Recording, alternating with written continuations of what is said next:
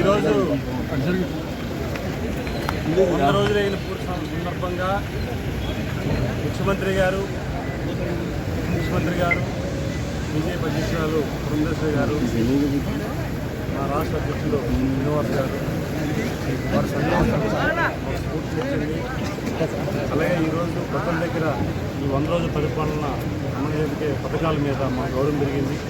ఈరోజు పార్లమెంట్ సభ్యులుగా మేము అవ్వచ్చు, మంత్రులుగా మా మిత్రులు అవ్వచ్చు, శాసనసభ్యులు అవ్వచ్చు, మా అందరూ కూడా ఈరోజు చంద్రబాబు నాయుడు గారి నాయకత్వంలో ఎన్డీఏ కూటమి ప్రభుత్వం పరిపాలన సంతృప్తినిచ్చింది.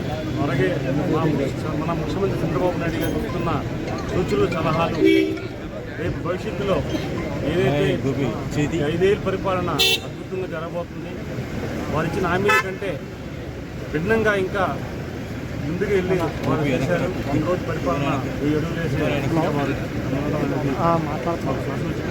అందుకే ఒక బాధ్యతతో చెప్తున్నాం. గతంలో వైకాపా ప్రభుత్వం ఏదైతే నాయకత్వం తప్పులు చేసిందో మనం కూడా ఆ బాధ్యతని గత ప్రభుత్వం లాగా ఎటువంటి తప్పులు చేయకుండా మంచి బాధ్యత ఎటువంటి విషయాల్లో కూడా పొరపచ్చు లేకుండా పనిచేయమని వారు చెప్పారు.